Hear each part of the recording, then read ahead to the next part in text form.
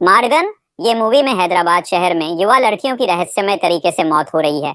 इसी का इन्वेस्टिगेशन करने के लिए मुंबई से एक कॉप ध्रुव को बुलाया गया है। अब देखना यह है कि ध्रुव इस सीरियल किलर को कैसे पकड़ेगा। इस इन्वेस्टिगेशन में कुछ सुपरनैचुरल इवेंट्स भी होते हैं जो इस केस को और भी इंटरेस्टिंग बना देते हैं। तो चलिए बिना किसी देरी के इस मूवी का एक्सप्लेनेशन शुरू करते हैं। मूवी की शुरुआत में हमें दिखाया जाता है कि एक लड़की किसी से बात कर रही होती है। वह कहती है कि किसी ने बिना पूछे उसकी फोटो एक एड में छपवा दी है। जब वह गाड़ी में बैठकर वहां से निकलती है तो पुलिस उसका पीछा करने लगती है, क्योंकि पुलिस इस लड़की को उस सीरियल किलर से बचाना चाहती है। अब सीन कुछ महीने पहले शिफ्ट होता है। रात में कोई गाड़ी से लेजर लाइट रोड पर सेट करता है और उसी समय ऊपर की तरफ एक आउल आकर बैठ जाता है। कुछ देर बाद रम्या अपने बॉयफ्रेंड कार्तिक के साथ देर रात अपनी बर्थडे पार्टी मनाकर लौट रही होती है। कार्तिक उसे उसके घर से थोड़ी दूरी पर ड्रॉप कर देता है, क्योंकि रम्या के घर वाले कार्तिक के बारे में नहीं जानते। रम्या घर जाने से पहले कार्तिक को थैंक यू बोलती है आज की बर्थडे पार्टी और उस हार्ट शेप चेन के लिए जो उसने उसे दी थी। फिर वह अपने घर की तरफ निकल जाती है, लेकिन जैसे ही उसके पैर पर वह लेजर लाइट की रोशनी पड़ती है, एक इंसान गाड़ी से निकलकर रम्या की गर्दन पर इंजेक्शन मार देता है, जिसकी वजह से रम्या की बॉडी तुरंत पूरी ब्लैक हो जाती है और वह मौके पर ही खत्म हो जाती है। रम्या को मारते वक्त उसका चेन भी साइड में गिर जाता है। रम्या को गाड़ी में डालने के बाद उस इंसान को याद आता है कि रम्या का चेन गिर गया है। वह चेन उठाने जाता है, तभी और अचानक उस पर हमला कर देता है। अगले दिन सफाई कर्मचारी काम कर रहे होते हैं तो उन्हें रम्या की बॉडी कचरे के डब्बे में मिलती है। रम्या का ये सीन पूरी सोशल मीडिया पर वायरल हो जाता है, क्योंकि यह उसी के पेज से अपलोड किया गया था। कुछ ही देर में पुलिस भी आ जाती है और अपना इन्वेस्टिगेशन शुरू कर देती है। जो पुलिस वाले इस इन्वेस्टिगेशन को कर रहे थे वे अपनी रिपोर्ट लेकर सीनियर ऑफिसर को देते हैं, लेकिन वह सीनियर ऑफिसर उनकी कोई बात नहीं सुनता। फिर सीन मुंबई में शिफ्ट होता है, जहां ध्रुव को उसके ऑफिसर्स इस पोस्ट के बारे में बताते हैं। ध्रुव इस पोस्ट को देखकर बहुत शॉक्ड हो जाता है और किसी न किसी तरीके से इस केस का इन्वेस्टिगेशन करना चाहता है। ध्रुव ने अपना रेजिग्नेशन लेटर दे दिया था, लेकिन इस केस को देखकर वह फिर से पुलिस की जॉब ज्वाइन करने का रिक्वेस्ट डालता है। दरअसल ध्रुव का भी इसी टाइप के सिमिलर केस से कुछ रिलेशन है, जो हमें आगे चलकर पता चलेगा। उसी केस के दौरान ध्रुव पर भी इस इंजेक्शन से हमला हुआ था, जिसकी वजह से उसकी बॉडी का लेफ्ट साइड का पार्ट पूरी तरह ब्लैक हो गया है। ध्रुव का लेफ्ट पार्ट थोड़ा वीक काम करता है और इसी वजह से उसने रेजिग्नेशन दिया था। ऑफिशियली तो ध्रुव को इन्वेस्टिगेशन करने का कोई मौका नहीं मिलता, इसलिए वह हैदराबाद निकल जाता है और अपना अनऑफिशियल इन्वेस्टिगेशन शुरू करता है। वहां उसके पुलिस फ्रेंड्स उसकी मदद करते हैं और सारा केस हैंडल करने के लिए जिस इन्वेस्टिगेशन में श्रुति नाम की एक पुलिस ऑफिसर को भी अपॉइंट किया जाता है। अब ध्रुव और श्रुति इस केस का इन्वेस्टिगेशन शुरू करते हैं। वे सारी सीसीटीवी फुटेज, रम्या का फेसबुक प्रोफाइल और बाकी छोटी छोटी डिटेल्स चेक करते हैं। ध्रुव कार्तिक से भी मिलने जाता है। कार्तिक एक सिनेमाटोग्राफर है जो मूवीज में काम करता है। कार्तिक ने जो फोटोज उस बर्थडे नाइट को रम्या की ली थी, ध्रुव उन्हें मांगता है। फोटोज देखने के बाद ध्रुव की नजर उस चेन पर जाती है। वह श्रुति से पूछता है कि क्या उस लोकेशन पर कोई चेन मिली थी, लेकिन उस लोकेशन पर ऐसी कोई चेन नहीं मिलती। फिर सीसीटीवी फुटेज में ध्रुव को उस लड़के का फुटेज मिलता है जिस पर आउल ने हमला किया था। सारी सीसीटीवी फुटेज आ चुकी थी, लेकिन जो मेन फुटेज थी जिसमें उस लड़के का मेन एंगल था वो नहीं आया था, क्योंकि वह सीसीटीवी एक शॉप में लगा था और उस शॉप के ओनर को कंप्यूटर चलाना नहीं आता था, इसलिए उसने कुछ समय बाद फुटेज देने को कहा। इस केस का इन्वेस्टिगेशन करते करते ध्रुव उस लोकेशन पर जाता है। तभी उसे एक गाड़ी पर हार्ट शेप चेन का ड्राइंग दिखता है। ध्रुव फोरेंसिक टीम को बुलाकर उस ड्राइंग से फिंगरप्रिंट निकलवाने को कहता है, क्योंकि यह ड्राइंग किसने बनाया था किसी को नहीं पता था। ध्रुव तुरंत कार्तिक को कॉल लगाता है और इस ड्राइंग के बारे में पूछता है। कार्तिक बहुत घबरा जाता है और कहता है कि उसने तो बस वह चेन अपनी यूएस फ्रेंड से मंगवाया था। फिर वह तुरंत कॉल काट देता है, ये कहकर कि वह बाहर जा रहा है। कुछ देर बाद फिंगरप्रिंट की रिपोर्ट आती है, जिसमें अरविंद नाम के एक लड़के का फिंगरप्रिंट मैच होता है। अरविंद ड्रग स्मगलिंग के केस में रजिस्टर्ड था और उसी लोकेशन पर रहता था जहां रम्या रहती थी। श्रुति तुरंत अरविंद को पकड़ने निकल जाती है। अरविंद अपनी स्विमिंग प्रैक्टिस करके जैसे ही वहां से निकलता है, श्रुति उसके पीछे पीछे जाती है। थोड़ी दूर पहुंचने के बाद ध्रुव और श्रुति उसे पकड़ लेते हैं। वे उसे जेल ले जाने के बजाय क्राइम ब्रांच ले आते हैं, क्योंकि अगर जेल ले जाते तो ये अनऑफिशियल इन्वेस्टिगेशन सबको पता चल जाता। इसके बाद ध्रुव अरविंद को एक कमरे में बंद कर देता है जहां कुछ भी नहीं होता। अरविंद की सारी चीजें छीन ली जाती हैं और बाहर बैठकर उसकी हरकतें रिकॉर्ड की जाने लगती हैं। ध्रुव का मानना है कि जिसके मन में डेविल चीजें चल रही होती हैं, उसे अगर साइलेंस में 6 घंटे रखा जाए तो वह अपनी डेविल हरकतें शुरू कर देता है। जैसे जैसे समय बीतता है अरविंद का स्ट्रेस बाहर आने लगता है। वह कंजमालाई सेज का सॉन्ग गाने लगता है। कुछ देर बाद अरविंद जोर जोर से चिल्लाकर अपनी मेडिसिन मांगने लगता है।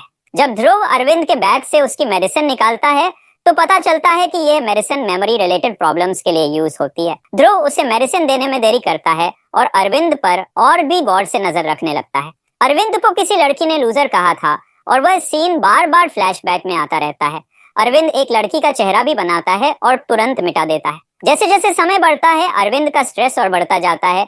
वह पास रखा 20 लीटर का वाटर कैन पूरा खत्म कर देता है। जब अरविंद बहुत सेवियर हो जाता है तब ध्रुव उसे मेडिसिन देता है। इस बीच अरविंद बार बार चिल्लाता रहता है कि आपने गलत आदमी को पकड़ा है, मैं वो इंसान नहीं हूँ जिसे आप पकड़ना चाहते हैं। बाद में ध्रुव सीसीटीवी फुटेज दिखाकर अरविंद से इन्वेस्टिगेशन शुरू करता है। अरविंद कॉन्फेस करता है कि उस रात फुटेज में दिखने वाला वही था और उसे आउल से बहुत डर लगता है, लेकिन वह कहता है कि उसने किसी को नहीं मारा। वह तो डेली उस लोकेशन पर जॉगिंग करने जाता है और कई महीनों से ऐसा कर रहा है।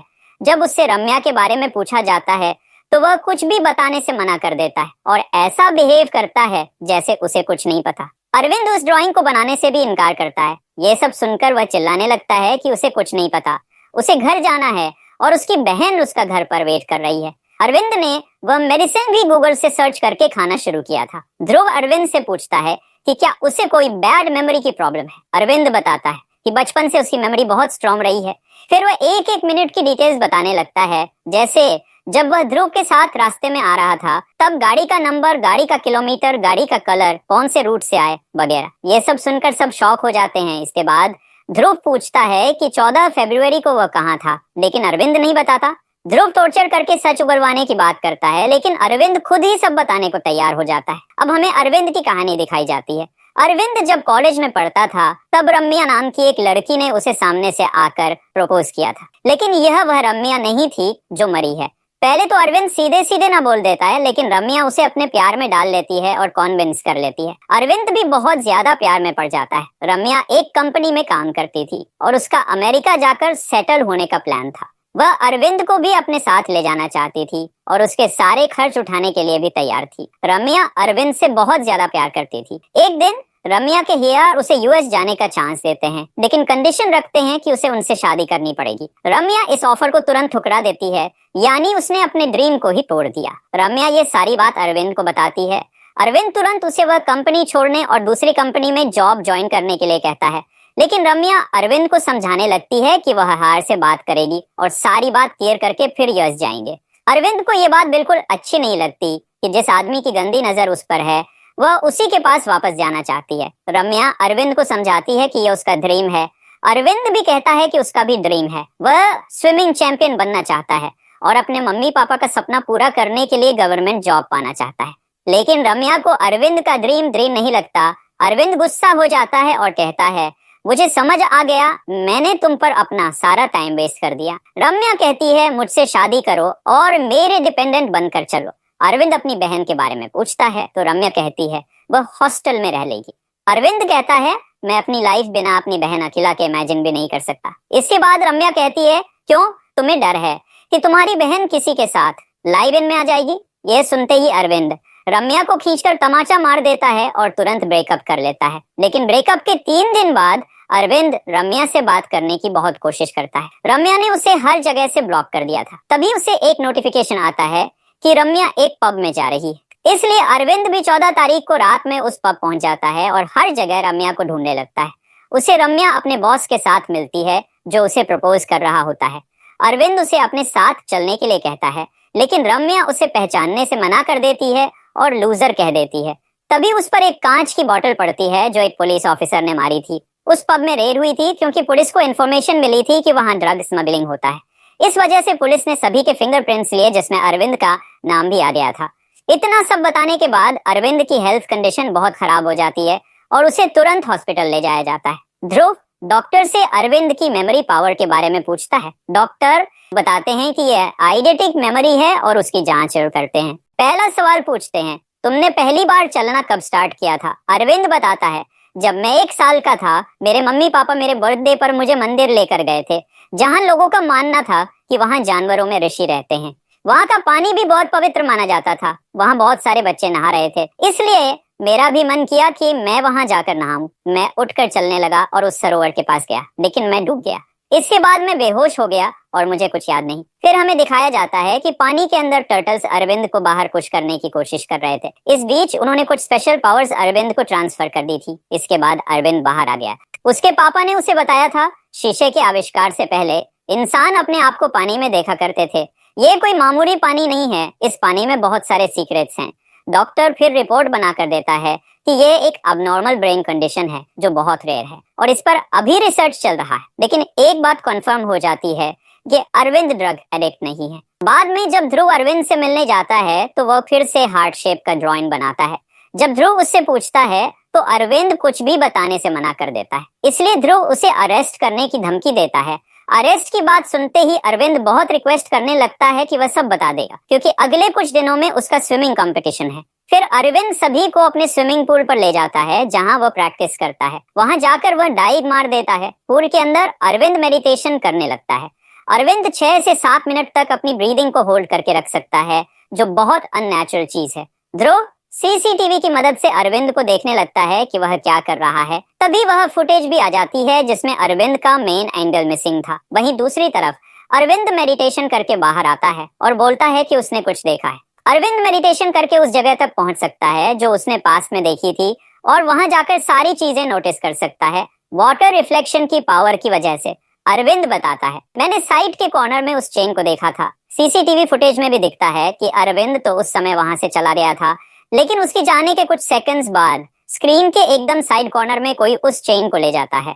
इसके बाद ध्रुव अरविंद को छोड़ देता है। ध्रुव उस लोकेशन पर जाकर इंस्पेक्ट करता है और उसे समझ नहीं आता कि अरविंद कैसे इतनी एक्यूरेटली वह चीज बता सकता है जो सीसीटीवी फुटेज में दिखी थी। वैसे तो ध्रुव का शक अरविंद पर जा रहा था, लेकिन कोई भी सबूत नहीं था, इसलिए ध्रुव को यह सब इमेजिनेशन लगता है। कुछ दिन और इन्वेस्टिगेशन करने के बाद ध्रुव वापस अरविंद के घर पहुंचता है। वहां अरविंद की बहन अखिला ध्रुव को बरसों पुरानी मैन्यूस्क्रिप्ट्स दिखाती है जो अरविंद पढ़ता है। जब ध्रुव अरविंद से और इंफॉर्मेशन पूछने की कोशिश करता है तो अरविंद उसे बहुत बुरा भला कहने लगता है। इसकी वजह से ध्रुव भी बहुत गुस्सा हो जाते हैं और अपनी स्टोरी बताते हैं। अब हमें पता चलता है कि ध्रुव इस केस के पीछे क्यों पड़ा है। ध्रुव अरविंद को एक वीडियो दिखाता है जिसमें वह आखिरी बार अपनी बेटी प्रिया से बात कर रहा था। उस वीडियो में एक लड़का प्रिया को प्रपोज कर रहा था, उसके पास एक आउल भी था।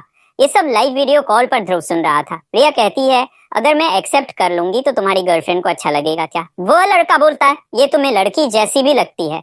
उसी समय ध्रुव को पता चलता है कि यह लड़का कोई नॉर्मल लड़का नहीं है, बल्कि ड्रग डीलिंग करता है। फिर प्रिया उस लड़के की बात ध्रुव से करवाती है। वह लड़का पुलिस को देखते ही अपने साथियों के साथ वहां से भाग जाता है। लेकिन अगली सुबह प्रिया ध्रुव को कचरे के डब्बे में मिलती है, उसी हालत में जिसमें रम्या मिली थी। प्रिया को इस हालत में देखकर ध्रुव टूट जाता है और इन्वेस्टिगेशन बहुत जोर शोर से शुरू कर देता है।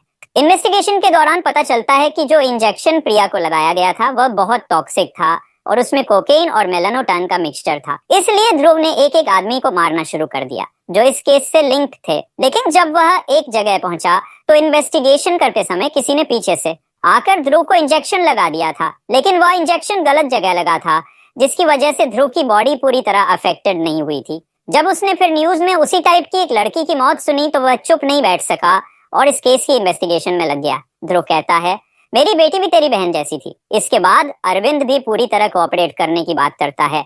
इस बार अरविंद फिर से वही मेडिटेशन ट्राई करना चाहता है, लेकिन ध्रुव उसे सेफ रखने के लिए मरीन ट्रेनिंग सेंटर में ले आता है। वहाँ सीनियर ऑफिसर्स पूरी निगरानी रखते हुए अरविंद को मेडिटेशन करने के लिए कहते हैं। अरविंद का सपना था कि उसे गवर्नमेंट जॉब चाहिए, इसलिए ध्रुव अरविंद को सजेस्ट करता है, तुम इस अपनी पावर को अच्छी जगह यूज करो, यूपीएससी क्लियर करो और मैं तुम्हारी इसमें पूरी हेल्प करूंगा। अब अरविंद मेडिटेशन करने चला जाता है। मेडिटेशन की वजह से उसकी वाटर रिफ्लेक्शन पावर चालू हो जाती है।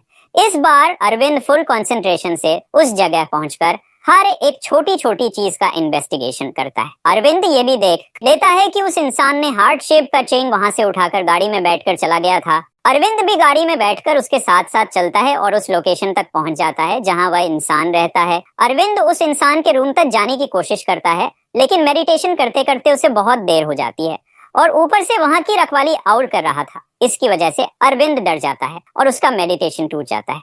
ध्रुव को अभी भी लगता है कि यह सब हेलुसिनेशन है, लेकिन जब अरविंद बाहर निकलने के बाद जो जो इन्फॉर्मेशन देता है वो सारी इन्फॉर्मेशन मैच करती है। जब ध्रुव और उसके साथियों ने सीसीटीवी फुटेज चेक की तो एग्जैक्ट वही टाइमिंग और लोकेशन थी जो अरविंद बता रहा था जहां से गाड़ी गुजर रही थी। ध्रुव को अभी भी कुछ समझ नहीं आता, इसलिए वह वापस डॉक्टर के पास जाता है। डॉक्टर ध्रुव को बताते हैं कि यह एक अनबिलीवेबल पैरासाइकोलॉजिकल फिनोमेनन है।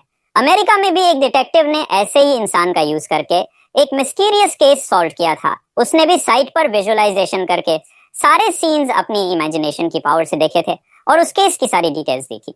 वहीं दूसरी तरफ अरविंद को भी याद आता है कि उसके पापा ने बचपन में बताया था कि बहुत पहले ऋषि मुनि अपनी इनर पावर का यूज करके एक ही जगह बैठे बैठे कई कंट्रीज घूम लेते थे।